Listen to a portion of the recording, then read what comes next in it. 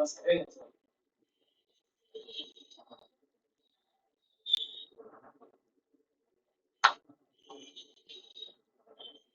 మీకు స్క్రీన్ కనిపిస్తుంది కదమ్మా? ఓకే, ఆన్లైన్ లో ఉన్న వాళ్ళకి వాయిస్ వినిపిస్తుంది కదా? క్లారిటీ కదా?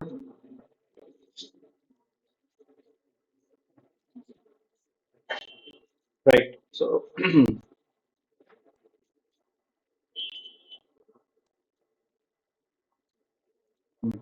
అలా మనకి దీంతో పనిలేదు. సో నిన్న మనం ఏం మాట్లాడాం? అంతే, బేసిక్ ఇంట్రొడక్షనే కదా. రైట్. ఇప్పుడు సిఏ ప్లస్ సిఎంఏ లా సబ్జెక్ట్ గురించి సబ్జెక్ట్ ఇంట్రొడక్షన్ అండ్ టీచింగ్ ఎలా ఉండబోతుందో చూద్దాం. డైరెక్ట్ ఇంకా చాప్టర్ స్టార్ట్ చేసేస్తాం. ఇంక ఈరోజు ఇంట్రొడక్షన్స్ ఏం లేవు, డైరెక్ట్ దూకేయడం, ఇంకా అవసరం లేదు ఇంట్రొడక్షన్స్. సో ఎనఫ్ ఇంట్రొడక్షన్స్ అయిపోతాయి. So basically first of all CMA సిలబస్కి వస్తే convocation courses, study materials, foundation, అలాగే సిఏ ఇన్స్టిట్యూట్ చూసుకుంటే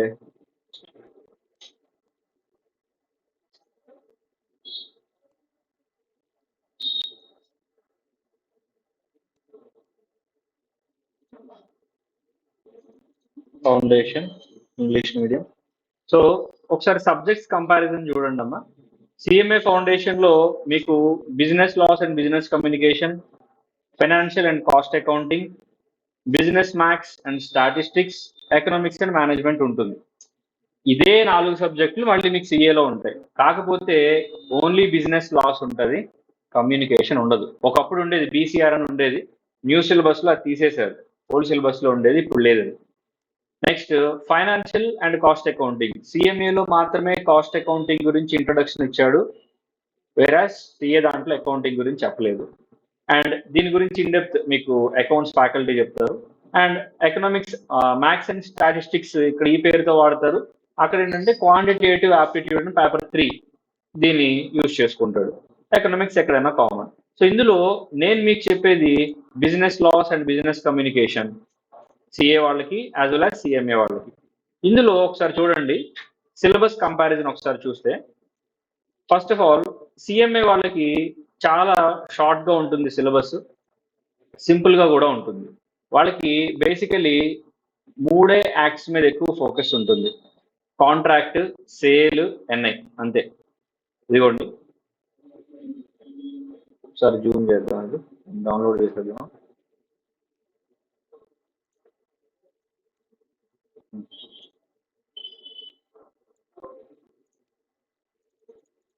ఇదిగోండి, మీకు ఇక్కడ కనిపిస్తుంది కదా. ఏంటి మొత్తం బిజినెస్ లాస్ అండ్ కమ్యూనికేషన్ లో బిజినెస్ లాస్ యొక్క వెయిటేజ్ చూస్తే 80% ఉంది. 80% లో బేసికలీ ఇంట్రొడక్షన్ ఇప్పుడు మనం స్టార్ట్ చేస్తాం ఈ రోజు క్లాస్ లో. అది తర్వాత 3 యాక్ట్స్ వాళ్ళకి ఫోకస్ చేశారు. ఏంటా 3? Contract, sale, NI. సిఏ వాళ్ళకి కూడా ఎగ్జాక్ట్లీ ఇదే యాక్ట్స్ ఉన్నాయి, వీటితో పాటు ఇంకో 3 ఎక్స్ట్రా ఉన్నాయి: partnership, LLP, companies. So syllabus చూడండి. ఇంట్రొడక్షన్, ఇండియన్ రెగ్యులేటరీ ఫ్రేమ్వర్క్, దీన్ని మనం ఈరోజు మాట్లాడుతాం. ఇదిగోండి ఇక్కడ ఇంట్రొడక్షన్ ఉంది కదా, పాయింట్ చాప్టర్ నెంబర్ 1, అది ఇది సేమ్. తర్వాత కాంట్రాక్ట్, సేల్, ఎన్ఐ అంటే 2, 3, 7 కామన్, 4, 5, 6 మీకు సిఏ వాళ్ళకు ఉంటుంది, సిఎంఏ వాళ్ళకు ఉండదు. ఆ 4, 5, 6 ఏంటంటే partnership, limited liability partnership act, companies act, అంతే. సో మన టీచింగ్ ఇప్పుడు ఎలా ఉండబోతుందంటే first few days in the sense initial sessions లో మనం కంప్లీట్లీ కాంట్రాక్ట్ యాక్ట్ స్టార్ట్ చేసి ఫినిష్ చేస్తాం. దాని రిలేటెడ్ గా సేల్ ఆఫ్ గూడ్స్ యాక్ట్ ఉంటుంది, అది ఫినిష్ చేస్తాం. దాని తర్వాత మీకు ఎల్ఎల్పి, ఎందుకంటే పార్ట్నర్షిప్ సేల్ ఆఫ్ గూడ్స్ అయింది కదా సార్, పార్ట్నర్షిప్, ఎల్ఎల్పి ఒక సెట్ అవుతుంది. తర్వాత కంపెనీస్, లాస్ట్ లో మీ ఇద్దరికి కలిపి నెగోషియబుల్ ఇన్స్ట్రుమెంట్స్ యాక్ట్ కంప్లీట్ చేస్తాం. సో ఫస్ట్ ఆఫ్ ఆల్ మనం ఇద్దరికి కామన్ గా ఏం మాట్లాడతాం? Indian contract act 1872. మీకు సిఏ వాళ్ళకమ్మా దీంతో పాటు కాంట్రాక్ట్ యాక్ట్ అని ఒకటే చెప్పాడు, కానీ దీంతో పాటు ఐపీసీసీలో ఉండేది కూడా తీసుకొచ్చి ఇక్కడే పెట్టాడు: ఇండెమ్నిటీ అండ్ గ్యారంటీ.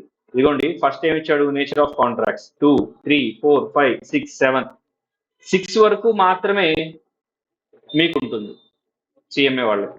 వేరే సిఏ వాళ్ళకి 7, 8, 9 ఎక్స్ట్రా టాపిక్స్ అన్నమాట ఇవన్నీ. సో వీటిని కూడా మనం మాట్లాడుతాం. నిన్న మనం చెప్పాను చూసారా 100% సిలబస్ కవర్ చేస్తామని. సో ఓన్లీ మీకు మాత్రం చెప్పేసి ఈ 7, 8, 9 ఇంకేం లేదు మీరు చదువుకోండి అంటే కుదరదు, కాబట్టి ఇవి కూడా మనం డిస్కస్ చేస్తాం. సో ఫస్ట్ ఆఫ్ ఆల్ ఏఎక్స్ స్టార్ట్ చేస్తాం. Indian contract act 1872. Before that introduction చూడాలి కదా. ఒకసారి క్విక్ వేలో ఇంట్రొడక్షన్ చూసి మనం ఈ సెషన్ స్టార్ట్ చేసేద్దాం. జాగ్రత్త చూడండి. Introduction to business laws share అవుతుందా మీకు అక్కడ? Right. So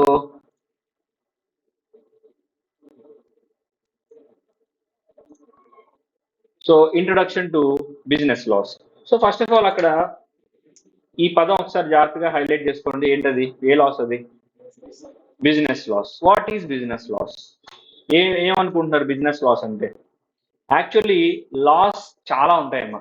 family laws, Hindu law, Muslim law, civil law, criminal law, business law, corporate laws చాలా ఉంటాయి.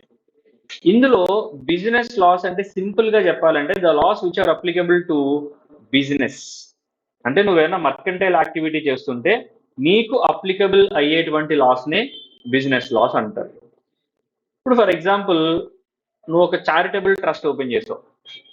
What is mean by charitable trust?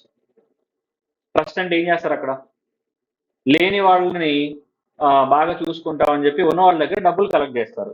మీరు మాకు ఇంత ఫండ్స్ ఇవ్వండి, మేము అనాథ పిల్లలకి ఏమంటారు ఫుడ్ పెడతాం, చదువుకోలేని వాళ్ళని చదివిస్తాం, విడోస్ ఎవరైతే హస్బెండ్ లేని వాళ్ళు ఉంటారో వాళ్ళకి జీవనోపాధి ఇస్తాం, లైవ్లీహుడ్ ఎంకరేజ్ చేస్తాం, ఇట్లా అని చెప్పి ఉన్న వాళ్ళ దగ్గర డబ్బులు తీసుకుని లేని వాళ్ళకి ఇస్తూ ఉంటారు. చారిటబుల్ యాక్టివిటీ అంటే ఇక్కడ చారిటబుల్ యాక్టివిటీ అంటే అర్థం ఏంటంటే not for profit, not for లాభాపేక్ష లేకుండా. కానీ బిజినెస్ దీనికి ఎగ్జాక్ట్లీ ఆపోజిట్. నాట్ తీసేయాలి, ఫర్ ప్రాఫిట్. నువ్వు ఫర్ ప్రాఫిట్ తో ఏం చేసినా అది బిజినెస్ అవుతుంది. అల్టిమేట్ గా నీకు ఎండ్ రిజల్ట్ బిజినెస్ ప్రాఫిట్ వస్తుందా రాదా అది ఆప్షనల్ అవుతుంది. జాగ్రత్త వినండి. ఎక్స్ ఉన్నాడమ్మా. ఎక్స్ ఒక 100 మ్యాంగోస్ కొనుక్కున్నాడు. ఒక్కొక్క మ్యాంగో 5 రూపీస్. దీన్ని ఒక్కొక్క మ్యాంగో 8 రూపీస్ అమ్ముదామని చెప్పి సెల్లింగ్ ప్రైస్ ఫిక్స్ చేశాడు. కొన్ని మ్యాంగోస్ అమ్మాడు, కొన్ని అమ్మే లోపల అవి పాడైపోయినాయి, ఎవరు కొనలేదు, పాడేశాడు. ఓవరాల్ గా ఇతనికి ఎంత లాస్ వచ్చిందంటే ఒక 300 రూపీ లాస్ వచ్చింది. ఇప్పుడు కొంతమంది ఎలా మాట్లాడతారంటే, సార్ ఇక్కడ ఎక్స్ ఉన్నాడు కదా, ఎక్స్ 100 మ్యాంగోస్ కొన్నాడు, 5 రూపీస్ కొన్నాడు, 8 రూపీస్ అమ్ముదాం అనుకున్నాడు, వాటికి అల్టిమేట్ గా బిజినెస్ ప్రాఫిట్ వచ్చిందా లాస్ వచ్చిందా? లాస్ వచ్చింది కదా. ఇప్పుడు ఎక్స్ చేసేది ప్రాఫిట్ రాలేదు కాబట్టి బిజినెస్ కాదు, చారిటబుల్ యాక్టివిటీ అని మనం పిలవచ్చా? ఎప్పుడైనా కానీ అమ్మా ఇంటెన్షన్ ఇంపార్టెంట్. లాలో ఎప్పుడు కూడా ఏది ఇంపార్టెంట్? ఇంటెన్షన్. నువ్వు ఎండ్ రిజల్ట్ ఏమైంది ఆ సంబంధం లేదు. మీరు ఎప్పుడన్నా న్యూస్ లో చూసుంటారు, అటెంప్ట్ టు మర్డర్ కేసు కింద పలానా వ్యక్తిని మేము అరెస్ట్ చేశామని చెప్పి చెప్తారు. What is mean by attempt to murder? Attempt to murder అంటే అర్థం ఏంటి? మర్డర్ అంటే నిజంగా ఒక వ్యక్తి వెళ్ళి ఇంకో వ్యక్తిని చంపేయడం. అటెంప్ట్ టు మర్డర్ అంటే అక్కడ హాని జరగలేదు. Nowhere the injury to the person or injury to property has been happened. అసలు జరగల, ఇంజురీ జరగల, కానీ ఈ వ్యక్తిని తీసుకెళ్లి జైల్లో వేశారు. ఎందుకో తెలుసా? ఇప్పుడు ఆయన అడుగుతాడు, సార్ నేను చంపుదాం అనుకున్నాను కరెక్టే, కానీ నేను ఇంకా చంపలేదు కదా, మరి నన్ను ఎందుకు అరెస్ట్ చేశారు అంటే అక్కడ లా ఎప్పుడు నీ ఇంటెన్షన్ ని పనిష్ చేయాలని చూస్తుంది. నువ్వు చంపలేదమ్మా కరెక్టే, కానీ వదిలేస్తే చంపేస్తావు. అలాగే అప్పుడప్పుడు పోలీసులు నైట్ టైం పాట్రోలింగ్ కి తిరుగుతూ ఉంటారు. మనం ఎప్పుడన్నా ఒకళ్ళు ఇద్దరు ముగ్గురు అలా వెళ్తూ ఉంటే 12 o'clock 1 o'clock అడుగుతారు, ఎంక్వైరీ చేస్తారు, ఎవరమ్మా నువ్వు, ఎక్కడి నుంచి వచ్చి ఎక్కడికి వెళ్తున్నావు, సినిమాకి వెళ్ళి వస్తుంది, టికెట్ ఒకసారి చూపించి, ఇట్లాంటివి అడుగుతారు. ఎందుకని? బేసిక్ అసలు నువ్వు ఎవరో ఎంక్వైరీ చేయడానికి. ఇలా పాట్రోలింగ్ లోనే చాలా మంది దొంగలు దొరుకుతారు. అంటే వాళ్ళు ఇంకా దొంగతనం చేయలా, they are about to commit a దొంగతనం, సింపుల్ గా ఒక థెఫ్ట్ కమిట్ చేయడానికి వెళ్తూ ఉన్నారు. అప్పుడు పాట్రోలింగ్ లో దొరికిపోయి పోలీసుల చేత అరెస్ట్ చేసుకొని బోల్డ్ మంది ఉంటారు. సో ఇక్కడ నువ్వు నిజంగా దొంగవే, కానీ నువ్వు దొంగతనం చేయలే, కానీ నువ్వు వదిలేస్తే ఏం చేస్తావు? దొంగతనం చేస్తావు. కాబట్టి లెవెల్ ఆఫ్ పనిష్మెంట్ కొంచెం తక్కువ ఉండొచ్చు. ఇప్పుడు ఒక వ్యక్తిని ఇంకో వ్యక్తిని చంపేశాడు రా, వాటికి 14 సంవత్సరాలు జైలు శిక్ష వేయొచ్చు. కానీ అటెంప్ట్ మర్డర్ లో 14 కానీ కొంచెం తక్కువ ఉంటుంది. అంతేగాని పనిష్మెంట్ లేకుండా వదిలేసేయరండి. అర్థమైందా? ఇక్కడ ఎక్స్ అనేవాడు బిజినెస్ చేద్దాం అనుకున్నాడు, ఇంటెన్షన్, కానీ వాడికి ఏమొచ్చింది? లాస్ వచ్చింది. ఇప్పుడు లాస్ వచ్చినంత మాత్రాన వాడేం శుద్ధపూస అయిపోయి వాడు చేసే చారిటబుల్ యాక్టివిటీ అయిపోదు. నువ్వు ప్రాఫిట్ కోసం చేసావా, లాస్ సారీ ట్రస్ట్ మోటివ్తో చారిటబుల్ యాక్టివిటీ కోసం అంటే ఒక సొసైటీని ఒక చేంజ్ తెద్దామని, సొసైటీలో ఒక మార్పు కోసం పనిచేసావా అనేదే ఇంపార్టెంట్ తప్ప నీకు నిజంగా ఏమొచ్చింది అనేది ఎప్పుడు ఇంపార్టెంట్ కాదు. సో బిజినెస్ అంటే అర్థం ఏంటంటే నీ ఇంటెన్షన్ ప్రాఫిట్ కోసం అయ్యింది అనుకోండి, నువ్వు చేసేది బిజినెస్ యాక్టివిటీ. సింపుల్ గా చెప్పాలంటే కమర్షియల్ యాక్టివిటీ అవుతుంది. ఆ కమర్షియల్ యాక్టివిటీస్ కి అప్లికబుల్ అయ్యేటువంటి లాసే business laws. So basically first question ఏంటిది, వాట్ ఈజ్ లా? ఏమనుకుంటున్నారు మీరు? చెప్పండి, వాట్ ఈజ్ లా ఏమనుకుంటున్నారు మీరు? Simple, law is nothing but set of rules and regulations. ఎందుకు ఈ set of rules and regulations ఎందుకు ఉండాలి? అంటే for smoothness in the society, calmness in the society. ఇప్పుడు సొసైటీలో మీరు పీస్ కోరుకునేటట్లయితే డెఫినెట్లీ లా అనేది తన పని తను చేసుకోవాలి, అప్లికబిలిటీలో ఉండాలి. ఇప్పుడు సింపుల్ ఎగ్జాంపుల్ అమ్మా, పోలీస్ డిపార్ట్మెంట్ పీపుల్ అందరికీ మేము 4 రోజులు సెలవులు ఇచ్చేసాము, ఎవరు ఏమన్నా చేసుకోవచ్చు, మేమేమి అరెస్ట్ చేయము అని చెప్పారనుకోండి, ఇప్పుడు ఏమవుద్ది? ఎక్కడ చూసినా దొంగతనాలు, దౌర్జన్యాలు ఇవే జరుగుతాయి. ఇప్పుడు చాలా మందికి చాలా తప్పులు చేయాలని ఉంటుంది మైండ్లో, కానీ వాళ్ళు తప్పులు చేయరు, కమిట్ అవ్వరు. ఎందుకు చేయరు? భయం. అరే ఎందుకులేరా బాబు, లా ఫోర్స్లో ఉంది, ఈ తప్పు చేసి కనుక మనం దొరికామనుకో మనల్ని ఏం చేస్తారు, అరెస్ట్ చేసి పనిష్ చేస్తారు, జైల్లో పెడతారు, మనకు ఫ్రీడమ్ ఉండదు. ఇట్లాంటి ఒక భయం ఉంది కాబట్టి ఇంకా తప్పులు చేయకుండా ఉన్నారు. అలా కాదమ్మా, మీరు ఇష్టం వచ్చినట్టు చేసుకోండి పర్లేదు, అలాంటప్పుడు ఏమవుద్ది, ఎవడ బలవంతుడో వాడే మిగులుతాడు. ఎక్కడ చూసినా మర్డర్లు, రేపులు ఇలాంటివి జరుగుతూ ఉంటాయి. సో బేసికలీ లా అంటే అర్థం ఏంటంటే లా is nothing but A set of rules as well as regulations. ఇప్పుడు ఒక బాక్స్ ఉందమ్మా, ఈ బాక్స్ నిండా నువ్వు చాక్లెట్లు వేసావు అనుకో, ఇదే బాక్స్ అవుద్ది, చాక్లెట్ బాక్స్ అవుద్ది. అదే బాక్స్ లో చాక్లెట్లు తీసేసి బిస్కెట్లు వేసావు అనుకో, బిస్కెట్ బాక్స్. అవన్నీ తీసేసి పెన్లు పెట్టావు అనుకో, పెన్ బాక్స్ అవుద్ది. సేమ్ అదే ఒక బాక్స్ లో రూల్స్ రెగ్యులేషన్స్ పెట్టావు అనుకో, అదే లా అవుతుంది. Simple. Law is nothing but A set of rules regulations. ఎవరిని కంట్రోల్ చేయడానికి? అందరినీ కంట్రోల్ చేయడానికి. పీస్ఫుల్నెస్, కామ్నెస్ ఉండాలంటే సొసైటీలో లా ఫోర్స్లో ఉండాలి. లా ఫోర్స్లో లేకపోతే చాలా ఇబ్బందులు వస్తాయి అన్నమాట. సో ఒకసారి ఇదంతా అరెస్ట్ చేసేద్దాం. ఫస్ట్ ఆఫ్ ఆల్ ఏమంటున్నాడు, in legal sense law means a set of rules and principles which regulate our relations with other citizens and with the state. State అంటే రాష్ట్రం అని కాదు, కంట్రీ అని అట్లా అన్నట్టు, అర్థమైందా?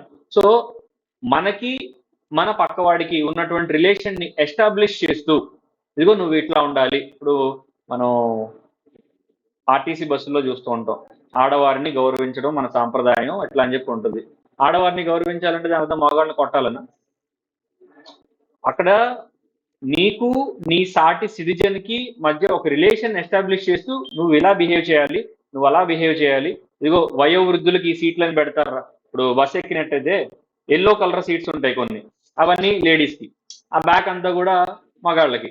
మళ్ళీ అందులో కూడా ఏజ్డ్ పీపుల్ కి, ఫిజికల్లీ హ్యాండిక్యాప్డ్ పీపుల్ కి కొన్ని సీట్స్ రిజర్వ్ చేసి పెడతారు. ఎందుకు పెడతారు అవి? వాళ్ళకి నీకు మధ్య రిలేషన్ ఎస్టాబ్లిష్ చేయడానికి అదొక ఇది.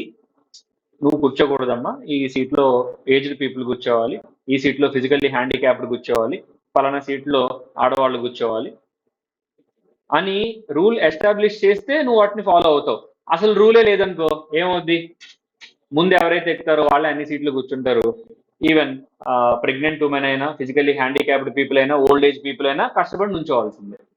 సో నీకు నీ పక్క సిటిజన్ కి మధ్య ఉన్నటువంటి ఆ ఫ్రెండ్లీనెస్ కావచ్చు, రిలేషన్ ని కావచ్చు ఎస్టాబ్లిష్ చేస్తూ పెట్టేటువంటి ఒక simple set of rules and regulations ని మనం లా అంటాం. సింపుల్ గా మాట్లాడుకుందాం. రోడ్డు మీదకి వెళ్ళండి, ఇటు వెళ్ళే వెహికల్స్ అన్ని లెఫ్ట్ వెళ్తాయి, అటు వచ్చే వెహికల్స్ అన్ని వాళ్ళకి లెఫ్ట్ లో వస్తాయి. ఎవరు చెప్పారు వీళ్ళకి ఇవన్నీ? మోటార్ వెహికల్ యాక్ట్ చెప్పింది. అంటే మోటార్ వెహికల్ యాక్ట్ అలా చెప్పకుండా ఎవడు ఇష్టం వచ్చినట్టు వాడు వెళ్ళొచ్చు అని చెప్తే రోడ్ల మీద ఏం జరుగుతాయి? యాక్సిడెంట్లు జరుగుతాయి. అర్థమైందా? అంటే ఎప్పుడు కూడా మీరు డ్రైవ్ చేసేటప్పుడు మీ ఎడమ చేతి వైపే డ్రైవ్ చెయ్యండి అని ఒక రూల్ ఉంది కాబట్టి నువ్వు దాన్ని ఫాలో అవుతున్నావు. అదే రూల్ లేకపోతే కాసేపు ఎడం వైపు వెళ్తావు, కాసేపు కుడి వైపు వెళ్తావు, కాసేపు అటు వెళ్తావు, కాసేపు మధ్యలో వెళ్తావు, నీ ఇష్టం వచ్చినట్టు నువ్వు వెళ్తావు. సార్ అందుకే ఇది మళ్ళీ చదవండి ఒకసారి. లీగల్ సెన్స్ లో law means a set of rules and principles. చూసారా, సెట్ ఆఫ్ రూల్స్ ప్రిన్సిపల్స్. లాలో ఉండేది అంతా అదే కదరా. మీరు ఈ పని చేయాలి, ఆ పని చేయకూడదు, చెప్పు వెళ్ళాలి, చెప్పులు వేసుకెళ్ళాలి, ఎట్లా అని చెప్పేది అదే కదా, లానే కదా. సో ప్రిన్సిపల్ విచ్ రెగ్యులేట్, ఇవన్నీ ఎందుకు, which regulate hour relation with other citizens.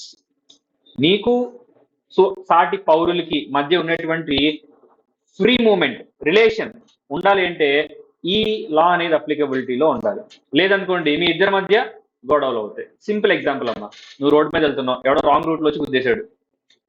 First ఏం చేస్తావు నువ్వు, నీ తప్పలేదు కాబట్టి పోలీస్ కేసు పెడతానని చెప్పి అంటావు, లేదా కేసు ఫైల్ చేస్తాను అంటావు.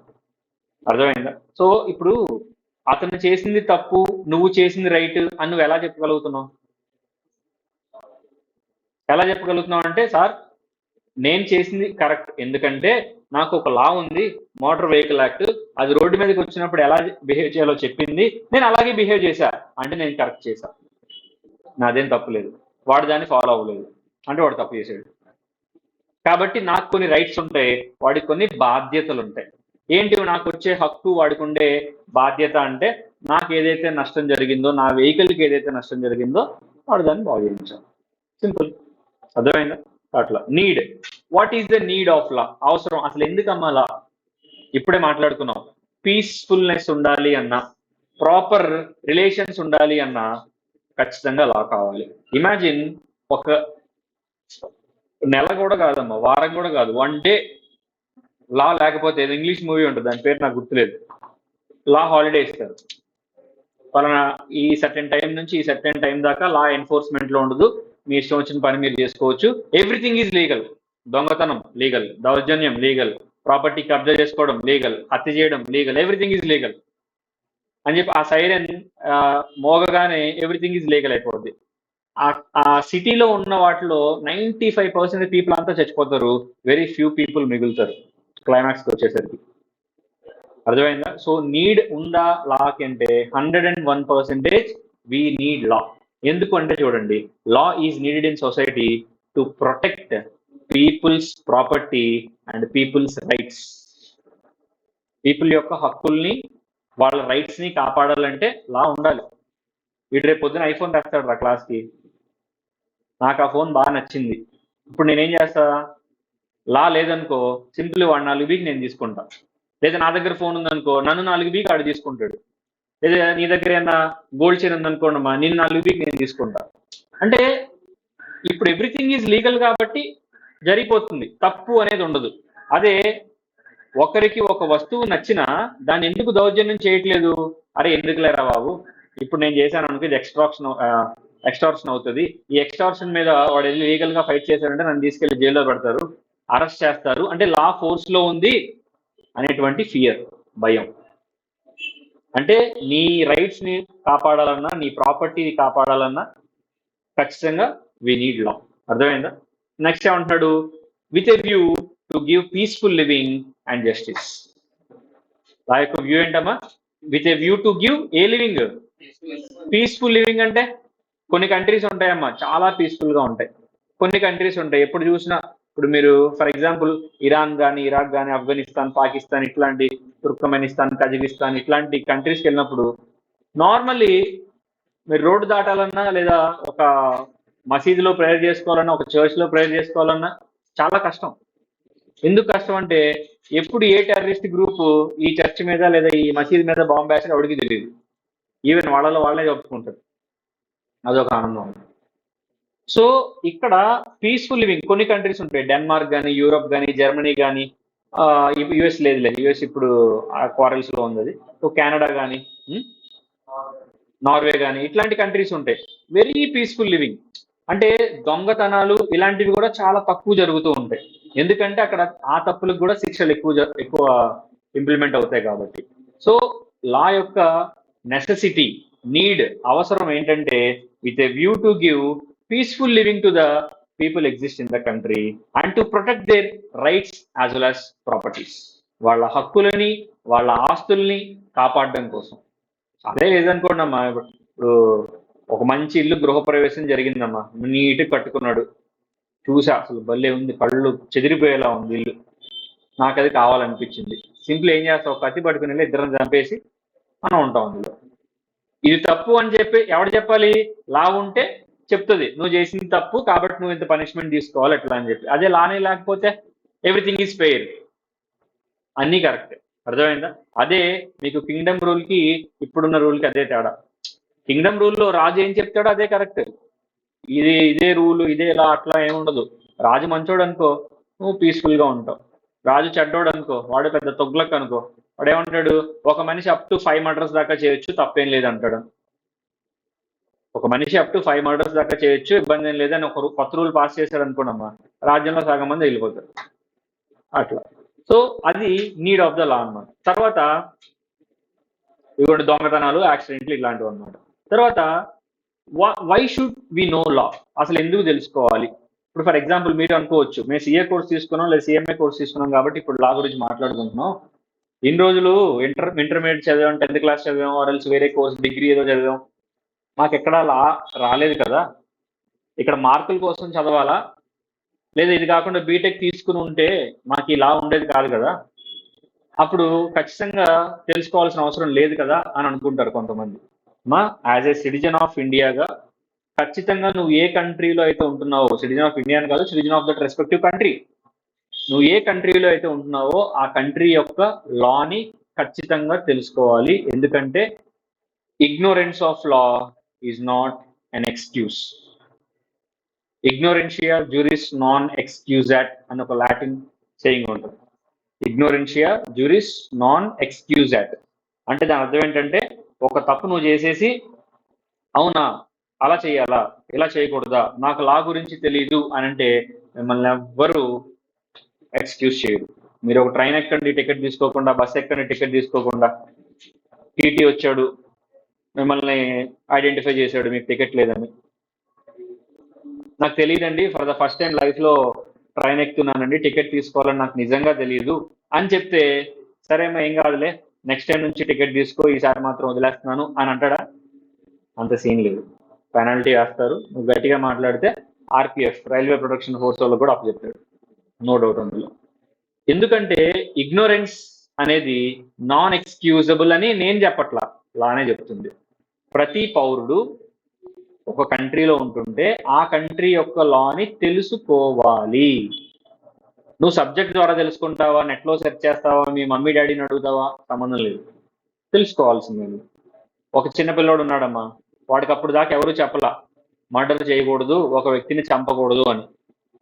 6 సంవత్సరాలు ఉంటాయి అబ్బాయికి. ఆ ఢిల్లీ యూకేజీనో ఫస్ట్ క్లాస్ ఏదో చదువుతున్నాడు, ఎల్కేజీ యూకేజీ ఫస్ట్ క్లాస్. వాడు తెచ్చుకున్న బిస్కెట్లు ఫ్రూట్స్ అన్ని పక్కోడు తినేస్తున్నాడు అని చెప్పి ఆ పక్క స్టూడెంట్ని గొంతు బిసికి చంపేశాడు. అమ్మ నిజం చెప్పండి, వాడికి ఎవరు చెప్పరు నువ్వు మర్డర్ అంతేనమ్మా. ఇప్పుడు వాళ్ళ మమ్మీ డాడీ స్కూల్లో డ్రాప్ చేసేటప్పుడు నాన్న ఈరోజు ఎవరిని చంపొద్దు అని చెప్తారు ఎవరైనా? అంటే వాడు చంపుతాడని ఎవరైనా ఎక్స్పెక్ట్ చేస్తారా? లేదు కదా. అంటే వాడికి ఎవరు చెప్పలేదు నిజంగా, వాడు నిజంగా కోపం వచ్చింది, ఆ పక్కనున్న వాడి ఫ్రెండ్ ఎవడుతున్నాడు వీడు వాడి ఫ్రూట్స్ బిస్కెట్లు అన్ని తినేస్తున్నాడు, వీడికి కోపం వచ్చింది గొంతు పిసికేడు చచ్చిపోయాడు. 6 సంవత్సరాలు ఉంటాయి. ఇప్పుడు ఈయన వదిలేస్తారా? సరే పాపం చెప్పలేదు వీళ్ళ మమ్మీ డాడీ చంపొద్దని, సర్లేమ్మా రేపు నుంచి ఎవరిని చంపొద్దు అని ఎవరన్నా అంటారా? Ignorance is non excusable. ఇప్పుడు నేను చెప్పింది ఢిల్లీలో మన జరిగింది 4 days బ్యాక్. స్కూల్లో చిన్నపిల్లడు అమ్మాయిని, చిన్న అమ్మాయి ఈయన తెచ్చుకున్న డైలీ టాఫీస్ బిస్కెట్స్ అన్ని తినేస్తుందని చెప్పి గట్టిగా పట్టుకున్నాడు, ఎంత వదిలినా ఎంత పక్క వాళ్ళు లాగినా వదలలేదు. ఆ అమ్మాయి పాపం ఊపిరాడ చచ్చిపోయింది, చిన్న పాప. Non excusable. అర్థమైందా? సో నువ్వు ఒక తప్పు చేసేసి నాకు తెలియదు, గుర్తులేదు, మర్చిపోయా, కుదరదు. అర్థమైందా? సో చూడండి, everyone should know law because, చదవండి అక్కడ ఏముంది, ignorance of law is an excuse అని ఉందా? నో ఎక్స్క్యూజ్ అంటే నీకు ఎక్స్క్యూజ్ అనేది ఉండదు. నెక్స్ట్ అదిగోండి, నువ్వు హెల్మెట్ లేకుండా డ్రైవ్ చేయి, నాకు తెలియదండి, నిజంగా తెలియదండి, నీకు నిజంగా తెలియకపోయినా నువ్వు పెనాల్టీ కట్టాల్సిందే. ఆ ట్రాఫిక్ పోలీస్ ఏమన్నా నీకు తెలిసిన ఆయన పర్లేదు నీ మీద జాలి పడ్డాడు అనుకో పొమ్మంటాడు, అంతే తప్ప as per law you should pay the fine. TT ట్రైన్లో కూడా అంతే కదమ్మా. Next one, is law is dynamic. Law nature ఏంటి అంటే, yes law is dynamic. Law is never static. Static అంటేనమ్మా అర్థం ఫిక్స్డ్, అలా ఉండిపోవడం. లా ఎప్పుడు ఫిక్స్డ్ కాదమ్మా, లా ఈజ్ ఆల్వేస్ డైనమిక్. అంటే మారుతున్న సొసైటీలో వచ్చే చేంజెస్ బట్టి లా ఎప్పుడు చేంజ్ అవుతూనే ఉంటుంది. మీరు వే బ్యాక్ ఇక్కడ నుంచి ఒక 100-150 సంవత్సరాలు వెనక్కి వెళ్ళండి. ఒక భార్య ఒక భర్త ఉన్నారు. భర్త అనారోగ్య కారణం వల్ల ఇంకోటి ఏదో కారణం వల్ల చచ్చిపోయాడు. అప్పుడు యాక్సిడెంట్లు తక్కువేగా, అసలు వెహికల్స్ ఏమీ లేవు, ఎద్దుల బళ్ళు గుర్రపు బళ్ళు ఏ కదమ్మా. అక్కడ యాక్సిడెంట్లు ఏముంటాయి నా బాగుందా, హైవేలు కూడా లేవు అసలు. సో భర్త చనిపోయాడు అనారోగ్య కారణాల వల్ల. అప్పుడు పెళ్లి కూడా ఎట్లుండే భార్యకి భర్తకి 20-30 సంవత్సరాలు కూడా గ్యాప్ ఉండేది. ఈవెన్ మీరు గురజాడ అప్పారో ఇట్లా కన్యాశుల్కం నాటకాలు ఇట్లాంటివి చూసినా కూడా ఒక 10 సంవత్సరాల అమ్మాయిని 80 సంవత్సరాల ముసలానికి ఇచ్చి పెళ్లిళ్ళు చేసిన రోజులు కూడా ఉన్నాయి. చాలా మూవీస్ లో కూడా ఉంటది. 1940లో ఒక విలేజ్, ఒక గ్రామం అనేది మూవీ ఉంటుంది. తుంబాడ్ రీసెంట్ గా వచ్చిన దాంట్లో ఉంటది. సో చాలా వాటిలో ఉంటాయి. అప్పట్లో మనోధర్మం ప్రకారం అట్లే ఉండేది, తప్పలేదు. భార్య చచ్చిపోయిన తర్వాత ఎన్ని పెళ్ళిళ్ళని చేసుకోవచ్చు అట్లా చచ్చిపోయిన తర్వాత. సో ఒక ఒక ఒక పర్సన్ ఇంకో పర్సన్ ని మ్యారేజ్ చేసుకున్నాడు, అదే మ్యారేజ్ చేసుకున్న ఇంకో పర్సన్ ని మ్యారేజ్ చేసుకున్నాడు ఆడ పర్సన్ ని. ఇప్పుడు ఇతని ఏజ్ 80 సంవత్సరాలు, భార్య ఏజ్ ఒక 20 సంవత్సరాలు అనుకోండి. ఈయన మహా అయితే ఇంకా ఎన్ని బతుకుతాడు, ఇంకో 10-20 సంవత్సరాలు బతుకుతాడు. బతికిన తర్వాత భర్త చనిపోతే భార్య ఆటోమేటిక్ ఏం చేసేది, భర్త చితిలోనే దూకి చచ్చిపోయేది. దీనే సతీ సహగమనం అని అంటారు. ఏమంటారు, సతీ సహగమనం. అంటే నిజంగా మీరు భార్య నిజంగా ప్రేమతో చచ్చిపోదని మీరు అనుకుంటే అది మీ అమాయకత్వం. భార్య ఏమీ ప్రేమతో చచ్చిపోదమ్మా. భర్త ఎప్పుడైతే చచ్చిపోయాడో ఆయన చితి తగలబెట్టేటప్పుడు భార్యను కూడా జాగ్రత్తగా శ్మశానంలోకి తీసుకెళ్తారు. తీసుకెళ్లి ఆ మంటల్లోనే తోసేస్తారు. వీళ్ళే తోసేస్తారు, వెనకాల ఉన్నోళ్లే. ఆవిడ నిజంగా ఇష్టం ఉన్నా లేకపోయినా భర్త మంచోడా భర్త చెడ్డోడా, ఆడితో పాటు నేను రావణరా బాబు, ఆడంటే ముసలోడు చచ్చిపోయాడు, నేను చాలా ఏజ్ ఉంది, నేను జస్ట్ ఇప్పుడే 20 సంవత్సరాలు 10 సంవత్సరాలు ఉంది, నాకు ఇంకా చాలా లైఫ్ ఉంది నేను లీడ్ చేయడానికి, I will be independent women, ఎట్లాంటి డైలాగులు లేవు. అప్పుడు తోసేస్తారు నిన్ను అందులో. చాలా వాటిలో చూస్తే జాగ్రత్తగా కొన్నిసార్లు ఏంటంటే చితిలో తోసేయకుండా ఏం చేస్తారంటే, భర్త శవం అంత్యక్రియలన్నీ అయిపోయిన తర్వాత భార్యను జాగ్రత్తగా కుర్చీలో కూర్చోబెట్టి కుర్చీకి చేతులు కాళ్ళు మొత్తం కట్టేసి ఆయన నూనె పోసేసి తగలబెడతారు. నిజం, ఇది రూల్, ఇది ఫాలో అయ్యారు.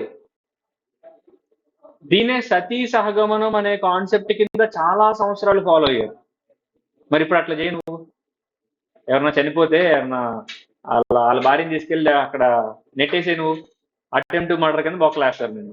అదేంటి అప్పుడెప్పుడో చేశారు, అది కరెక్టే అన్నారు, మరి ఇప్పుడు నన్ను ఎందుకు కరెక్ట్ చేశారు? అప్పుడు అది రూలు, అప్పుడు అది కరెక్టే, అప్పుడున్న వాల్యూ సిస్టమ్ ప్రకారం అప్పుడు అది కరెక్టే. ఇప్పుడు మారిపోయింది, వాల్యూ సిస్టమ్ చేంజ్ అయిపోయింది. ఇప్పుడు రూల్ ఇది, దీన్ని ఫాలో అవ్వండి. మరి ఒకప్పుడు ఆడవాళ్ళు బయటకు వచ్చి చదువుకోవడం పక్కనట్టండి, అట్లీస్ట్ బయటికి తిరిగే వాళ్ళ ఓన్లీ ఆ వంటింట్లోనే, ఆ ఇంట్లోనే గట్టిగా మాట్లాడితే ఆ ఇంట్లోనే ఉండేవాళ్ళు. ఎవరైనా అవుట్ సైడర్స్ కానీ రిలేటివ్స్ కానీ ఎవరైనా వచ్చినా కూడా గబుక్కుని లోపలికి వెళ్ళిపోయేవాళ్ళు. వాళ్ళ పని ఏం లేదు, బయటకు వచ్చి చదువుకోవడం, ఉద్యోగాలు చేయడం, ఎర్నింగ్, అంత సినిమా లేదు. ఇప్పుడే ఒక 40 సంవత్సరాల క్రితం నుంచే మెల్లమెల్లగా స్టార్ట్ అవుతుంది. ఇప్పుడు ఇది కరెక్టే. ఇంకా చెప్పాలంటే ఒకప్పుడు అబ్బాయిలు పెళ్లి చేసుకోవచ్చా, అమ్మాయిలు పెళ్లి చేసుకోవచ్చా? లేదు. మరి ఇప్పుడు చాలా కంట్రీస్ లో ఆ కంట్రీ యొక్క లాస్ దాన్ని ఎలా చేస్తున్నాయి, మ్యారేజెస్ ని సేమ్ జెండర్ మ్యారేజెస్ ని ఎలా చేస్తున్నాయి.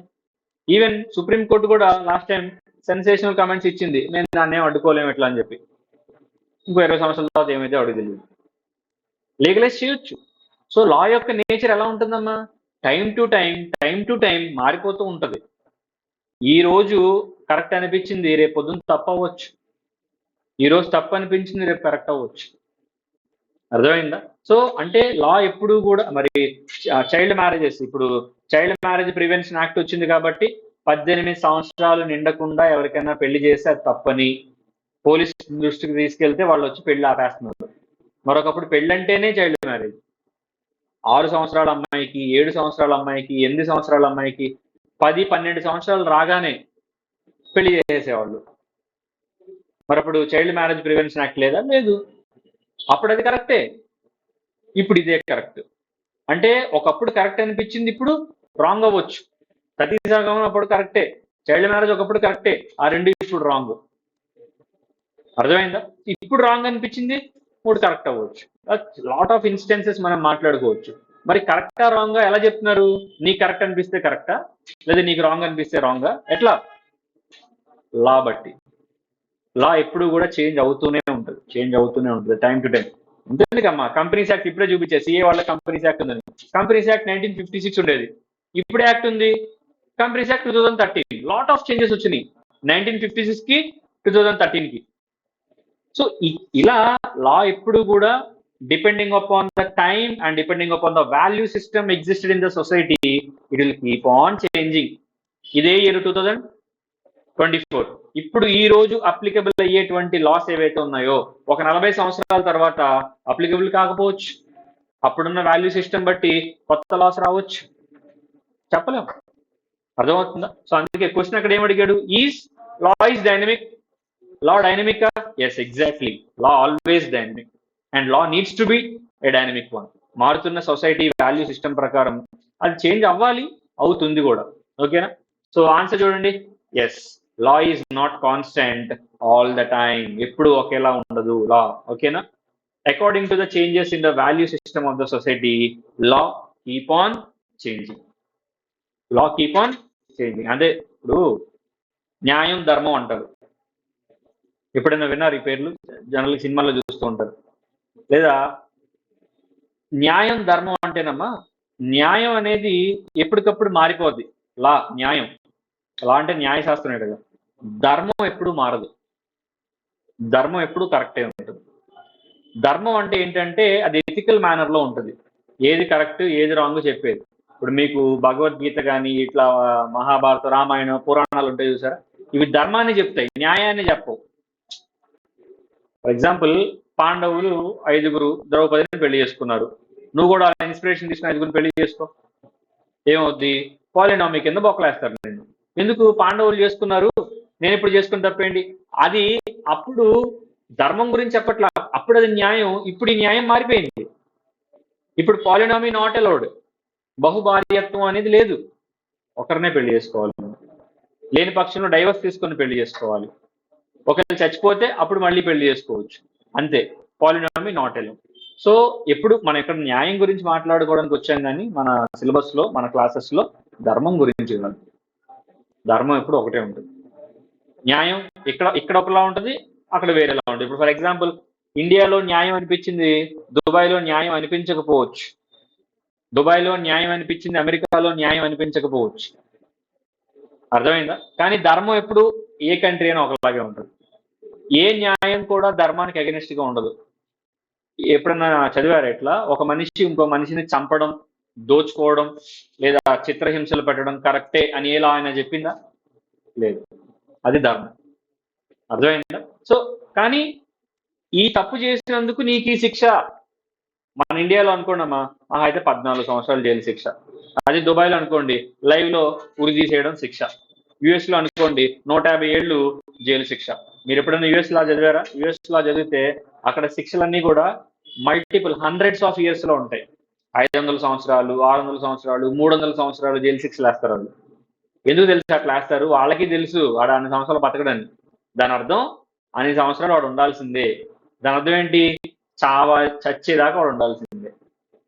మన ఇండియాలో మాక్సిమం ఎన్ని సంవత్సరాలు పెట్టగలరు జైల్లో? 14. 14 తర్వాత ఇంకేముండదు, ఎంత ఏడైనా బయటకు వచ్చేయడం. అక్కడ అలా కాదు. ఉరి శిక్ష వేస్తే మరి ఉరి తీసేదాకా ఉంటాడు లేదా, అది వేరే విషయం. బట్ అక్కడ అలా కాదు, 100 సంవత్సరాలు జైలు శిక్ష ఉంటుంది. అంటే న్యాయం అనేది కంట్రీ టు కంట్రీ మారిపోతుంది. The intensity of the punishment మారిపోతుంది. కానీ ధర్మం ఎప్పుడు ఒకలా ఉంటుంది. ఇక్కడ మనం ధర్మం గురించి మాట్లాడడానికి కాదు, లా, న్యాయం. సో లా యొక్క నేచర్ ఏంటి? Static, dynamic? Always dynamic. దేని బట్టి డిపెండ్ ఉంటుంది? అక్కడ ఇది అండర్లైన్ చేసుకోండి. Change in the value system of the society. Value system లో వచ్చే చేంజెస్ బట్టి లా కూడా ఎప్పుడు చేంజ్ అవుతూనే ఉంటుంది. ఓకేనా? ఇదిగోండి, ఇప్పుడు ఫర్ ఎగ్జాంపుల్ ఇదిగో ఈ రెండు ఉన్నాయమ్మా. ఒకప్పుడు జింకల్ని నెమల్ని చంపి తిన్నో కరెక్టా రాంగా? కరెక్టే, తప్పేం లేదమ్మా. మరి మన ఓల్డెన్ డేస్ లో ఇప్పుడు మీరు RRR సినిమా చూసినా కూడా బ్రిటిషర్సే వచ్చి అడవుల్లో ఉన్నటువంటి జింకల్ని లేదా మన అడవుల్లో ఉండేవాళ్ళు కూడా ఆ జింకల్ని దుప్పుల్ని కొట్టి చంపి తినేసేవాళ్ళు, నెమల్ని కూడా తినేసేవాళ్ళు. దాన్ని ఎప్పుడైతే నెమలి నేషనల్ బర్డ్ కింద ఇట్లా డిక్లేర్ చేశారో అప్పటి నుంచి వీటి మీద రిస్ట్రిక్షన్ వచ్చేసింది. అంటే ఒకప్పుడు పలానా జింకని చంపి తినడం, నెమలని చంపి తినడం కరెక్టే, ఇప్పుడు కూడా తినట్లా? No, wrong. అది అర్థమైందా? అరెస్ట్ చేస్తారు, చాలా ఇంటెన్స్ పనిష్మెంట్ ఉంటుంది. ఈవెన్ సల్మాన్ ఖాన్ కూడా ఇదే కేసు కదా, కృష్ణ జింకలను వేటాడడం కేసు రాజస్థాన్ లో. అట్లా సెలబ్రిటీస్కే తప్పదు. So different branches of law ఏంటి? ఫస్ట్ ఆఫ్ ఆల్ అంటే టైప్స్ ఆఫ్ లా నేను ఆల్రెడీ క్లాస్ స్టార్టింగ్ లో చెప్పా. Civil law, criminal law, constitutional law, revenue law, business laws, corporate laws. దీని గురించి చూద్దాం. ఫస్ట్ ఏ law? Civil law. Next criminal law, revenue law, constitutional law. So రకరకాల loss ఉంటాయి అనమాట. అందుకే అక్కడ ఏం రాశాడు? The above list is inclusive, not exhaustive. ఈ రెండు పదాలు అర్థం తెలుసుకోండి ఖచ్చితంగా, చాలా ఇంపార్టెంట్. ఇంక్లూజివ్, ఎగ్జాస్టివ్ అని రెండు పదాలు ఉంటాయమ్మా. ఇంక్లూజివ్ అంటే అర్థం ఏంటంటే ఏదైనా ఒక లిస్ట్ లో నెవర్ ఎండింగ్ వర్డ్స్ వస్తూ ఉంటాయి. ఎన్నింటి వరకు క్లాస్ మీకు? 5ఏనా? అయిపోయింది టైం. సరే, జాగ్రత్త వినండి. ఏదైనా ఒక లిస్ట్ లో నెవర్ ఎండింగ్ పదాలు వస్తాయండి, ఆ లిస్ట్ లో చెప్పినవే కాదు ఇంకా చాలా వస్తాయి అని చెప్తే అది ఇంక్లూజివ్ లిస్ట్ అమ్మా. ఏ లిస్ట్ అది? Inclusive list. ఏదైనా లిస్ట్ లో ఆ పేర్లు చెప్పి ఇంతేనండి, ఇంతకన్నా కొత్త పేరు రాదు ఇందులో అని చెప్పారనుకోండి, అది ఎగ్జాస్టివ్ లిస్ట్. ఏ లిస్ట్ అది? Exhaustive list. ఇప్పుడు ఫర్ ఎగ్జాంపుల్ నీకు ఒక పెన్ను పేపర్ ఇచ్చి నీకు తెలిసిన బూతులు రాయమన్నారు అనుకో, మొత్తం ఎడిషనల్ అడుగుతావు నువ్వు మొత్తం. సార్ ఫర్ ఎగ్జాంపుల్ ఈవిడ ఒక 1000 బూతులు రాసిందమ్మా, ఆవిడ ఒక 10,000 బూతులు రాశాడు, ఆవిడ ఒక 20,000 బూతులు రాశాడు, ఆడు 30,000 బూతులు రాశాడు. అంటే మీ అందరికన్నా ఎక్కువ బూతులు రాసిందేవాడు వాడు. ఎన్ని? 30,000 బ్యాడ్ వర్డ్స్ రాశాడు. అంటే దాని అర్థం ప్రపంచంలో 30,000 బూతులే ఉంటాయా? మీ పక్క క్లాస్ వాళ్ళకి అయితే 50,000 బూతులు రాస్తాడు, ఆ కింద క్లాస్ వాళ్ళకి అయితే 1,00,000 బూతులు రాస్తాడు, రామ్ కోట్ రాసినట్టు. అంటే ఇక్కడ అర్థం ఏంటంటే ఒక లిస్ట్ అనేది ఎండ్ పాయింట్ ఉండదండి, వస్తూనే ఉంటాయి అందులో, ఆ లిస్టు యాడ్ అవుతూనే ఉంటాయి అని చెప్తే ఆ లిస్ట్ ని ఇంక్లూజివ్ లిస్ట్ అంటారు. ఆ లిస్ట్ ఏమంటారు? Inclusive list. ఎగ్జాస్టివ్ లిస్ట్ అంటే అర్థం ఏంటంటే లిస్ట్ లో మనం ఏదైతే చెప్తామో అదే, కొత్త పేర్లు రావు ఇంకెప్పటికీ, అంటే దాన్ని ఎగ్జాస్టివ్ లిస్ట్ అంటారు. మీ పేరెంట్స్ పేర్లు ఏంటి రాయమన్నారు అనుకోరా, ఎంత 10 మంది ఉంటారు పేరెంట్స్? ఇద్దరే కదమ్మా, అమ్మ నాన్న, అంతే. మా ఒక పేపర్ మీద మీ పేరెంట్స్ పేర్లు రాయమన్నాడు, మదర్ పేరు, ఫాదర్ పేరు, అంతే. కొత్త పేరు అందులో రాదు, అది ఎగ్జాస్టివ్ లిస్ట్. ఇప్పుడు అర్థమైందా మీకు? ఇంక్లూజివ్ అంటే అర్థం ఏంటి? నెవర్ ఎండింగ్ లిస్ట్ ని ఇంక్లూజివ్ లిస్ట్ అంటారు. ఎగ్జాస్టివ్ అంటే అందులో ఉన్నవే. ఇప్పుడు నేను అక్కడ పైన ఏ రాశాను? నేను ఒక 4 పెట్టా ఊరికే, పీపీటీలో 4 ఏదో పెట్టా, 4 పెట్టా. Civil, criminal, revenue, constitutional. ఏ లాస్ అని మీరు అనుకుంటారేమోనని చెప్పి కింద మీకు రాసా. ఏమన్నాను? The above list is not inclusive, not exhaustive, it is inclusive. అంటే దాని అర్థం ఏంటి? ఇంకా చాలా ఉన్నాయి.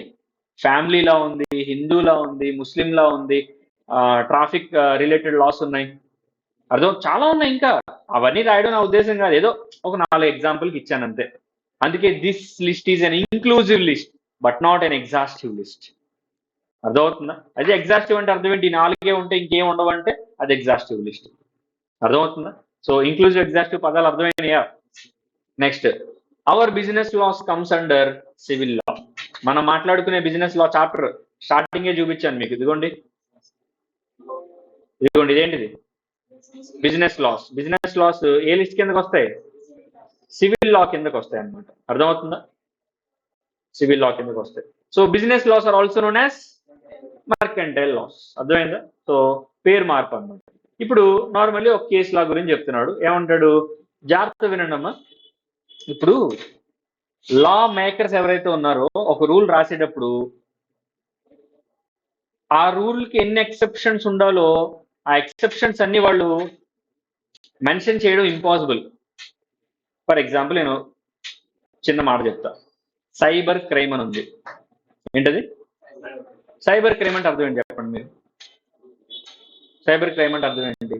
ఆన్లైన్ లో జరిగే మోసాలు. ఫర్ ఎగ్జాంపుల్ ఒక అబ్బాయి ఉన్నాడు, ఒక అమ్మాయికి ఇన్స్టాగ్రామ్ లో ఫ్రెండ్ రిక్వెస్ట్, ఫాలో రిక్వెస్ట్ పెట్టాడు, ఆ అమ్మాయి యాక్సెప్ట్ చేసింది. ఏదేదో ఓ 10 రోజులు నార్మల్ గా మాట్లాడి తర్వాత నేను ఇట్లా ఫారెన్ నుంచి వస్తున్నాను, నన్ను ఇక్కడ కస్టమ్స్ లో ఆపేశారు, నేను నీ కోసం గిఫ్ట్స్ కూడా తెస్తున్నాను, అర్జెంట్గా ఒక 4 lakhs పంపిస్తే రిలీజ్ చేస్తారు. ఎట్లా అంటే అప్పుడు జనరల్ ఎవరైనా ఆ డబ్బులు పంపించారనుకోండి, నమ్మి నిజంగా డబ్బులు పంపించారనుకోండి, వెంటనే బ్లాక్ చేశాడు అనుకోండి. ఇది ఒక type of cyber crime Instagram లో జరిగింది. ఇంకొక దగ్గర తప్పు ఏం జరిగిందంటే ఫేస్బుక్ లో ఎవరో పెట్టారు, మేము ఇలా Andhra bank union bank customer care నుంచి ఫోన్ చేస్తున్నాము, మీ అకౌంట్ ఇలా 48 hours లో బ్లాక్ అయిపోద్ది, మీరు ఓటీపీ చెప్పకపోతే మేము బ్లాక్ చేసేస్తాము, మీరు ఓటీపీ షేర్ చేయండి అని చెప్పి ఒకడెవడో మెసేజ్ పంపిస్తాడు ఇన్బాక్స్ లో. అదొక టైప్ ఆఫ్ సైబర్ క్రైమ్. ఇంకోడెవడో ఫోన్ చేస్తాడు, ఫోన్ చేసి మీరు యూపీఐ అర్జెంట్ గా అప్డేట్ చేసుకోవాలి, పేటిఎం మొన్న ఆగిపోయింది కదా, మీరు పేటిఎం యాప్ తీసేసి మేము చెప్పే యాప్ పెట్టుకోండి, ఇదే రియల్ పేటిఎం యాప్ అని చెప్పి ఎవడో యాప్ ఇన్స్టాల్ చేయించి మొత్తం డబ్బులన్నీ తీసేసుకుంటాడు. అంటే ఏం చెప్పా నేను, ఇన్స్టాగ్రామ్ లో జరిగాయి, ఫేస్బుక్ లో జరిగాయి, కాల్స్ రూపంలో జరిగాయి, మూడు చెప్పాను అనుకుందాం, 3 సైబర్ క్రైమ్. 4వ సందర్భంలో ఎవడో టెలిగ్రామ్ లో మోసం చేశాడు. టెలిగ్రామ్ యాప్ ఉంది తెలుసుగా మీకు, టెలిగ్రామ్ లో ఎవడో మోసం చేశాడు, మేము ఇట్లా షేర్ మార్కెట్ లో ట్రేడ్ చేస్తూ ఉంటాము, మీకు మంచి లాభాలు వస్తాయి, 10,000 మా దగ్గర ఇన్వెస్ట్ చేయండి, ₹1,00,000 ఇస్తాం ఇట్లా అని చెప్పి ఏదో మాయ చేశాడు. అమ్మా ఇప్పుడు ఇక్కడ ఎన్ని చెప్పాం మనం, Instagram, Facebook, telephone call. Telegram చెప్పలేదు కాబట్టి టెలిగ్రామ్ లో జరిగే సైబర్ క్రైమ్ కాకుండా పోద్దమ్మా? నో. ఎందుకంటే ఇప్పుడైనా సరే లా మేకర్ అన్ని సిచ్యువేషన్స్ ని ఎగ్జాక్ట్ గా ఆలోచించి రాయడం ఇట్ ఈస్ ఇంపాసిబుల్. ఆయనేం వీరబ్రహ్మం గారి శిష్యుడు కాదు, ముందే ఫ్యూచర్ లోకి వెళ్ళిపోయి ఫ్యూచర్ లో ఇలా జరుగుద్దని చూసేసి వెనక్కి వచ్చి రాయడానికి. సైబర్ క్రైమ్లు ఎప్పుడు జరుగుతున్నారా? మొన్న ఒక 10-15 సంవత్సరాల నుంచి బాగా జరుగుతుంది. అంతకుముందు అసలు ఎవడ కంపలో కంప్యూటర్ లేదు, స్మార్ట్ ఫోన్ లేదు. నీ బ్యాంకులో డబ్బులుంటే ఆడ దొబ్బేస్తాడా? హ్యాపీగా ఉంటాయి అందులో. ఇవాళ రేపు నీ బ్యాంకులో 100 కోట్లు ఉన్నా వాడికి సేఫ్టీ లేదు, ఏమో ఎటు జరుగుతుందో తెలియదు, ఎవడ యాప్ పెడతాడో, ఏ సీసీ కెమెరా పెడతాడో వాడికి తెలియదు. సో సేఫ్టీ లేదు. సో ఇప్పుడున్న సిచ్యువేషన్స్ వేరు, అప్పుడున్న సిచ్యువేషన్స్ వేరు. అందుకే వీడు ఏమంటాడంటే, ఇదిగోండి, it will be impossible task for any law maker to imagine all outcomes and probable problems of a rule. ప్రతి ఒక్క రూల్ కి ప్రాబ్లమ్స్ చెప్పడం impossible. So when ever there is a conflict or confusion, judges will solve the case by following principles of natural justice and good conscience. Judges కి ఒక అనుకోని సందర్భంలో అసలు ఇప్పుడు వరకు ఎక్కడ జరగనటువంటి సిచ్యువేషన్ వచ్చిందనుకోండి, వాళ్ళు తలగొక్కుంటారు. అప్పుడు ఏం చేస్తారు, లాలో ఎక్కడా లేదు ఇలాంటి ఒక వింత కేసు, ఎప్పుడు మనం చూడలేదు మన కెరీర్ లో, ఇప్పుడు జడ్జిమెంట్ ఎలా ఇవ్వాలి? By following principles of natural justice and good conscience. Conscience అంటేనేమో మనస్సాక్షి. కన్సైన్స్ అంటే బయాస్డ్ గా కాకుండా అన్బయాస్డ్ గా నువ్వు ఎక్స్ప్రెస్ చేసేటువంటి ఒపీనియనే గుడ్ కన్సైన్స్. సాధారణ న్యాయ సూత్రాలు అని అంటారు, ప్రిన్సిపల్స్ ఆఫ్ న్యాచురల్ జస్టిస్. ఒకప్పుడు రాజులు ఉండేవాళ్ళు, వాళ్ళకి లా ఏం ఉండదు, వాడి మైండ్ లేదనుకుంటే అదే లా. అందుకే కొంతమంది మంచి రాజులు ఉంటారు, కొంతమంది చెడ్డ రాజులు ఉంటారు. తెలివైనడైతే మంచిగా రూల్ చేస్తాడు కింగ్డమ్ ని, తెలియదప్పుడైతే అట్లానే పాడు చేసుకుంటాడు. సో జడ్జెస్ కూడా ప్రతిదీ రూల్ బుక్ లో ఉండాలని వెతుక్కోరు. రూల్ బుక్ లో ఉంటే దాని ప్రకారం ఇది చేస్తారు, రూల్ బుక్ లో లేకపోతే వాళ్ళు వాళ్ళ మనస్సాక్షి ఉపయోగించి, సాధారణ న్యాయ సూత్రాలు ఉపయోగించి వాళ్ళ జడ్జ్మెంట్ ని పాస్ చేస్తారు. అంటే principles of natural justice and good conscience అన్నాం. ఓకేనా? Next, these judgements are called case laws. వాటిని మనం ఏమంటారు? కేస్ లాస్ అని అంటాం. These case laws are to be treated as references to the courts of similar levels or lower levels unless there is an overrule by higher court. నేను rules ఈ court high ranking lower ranking రేపు మాట్లాడుకుందాం, చిన్న అది చెప్తాను నేను. తర్వాత Justin పర్సోనం ఉంటే ఈ రేపు మాట్లాడుకుందాం. చాలు ఇక్కడ వరకు, టైం అయిపోవచ్చింది, ఇన్ఫాక్ట్ అయిపోయింది. రైట్,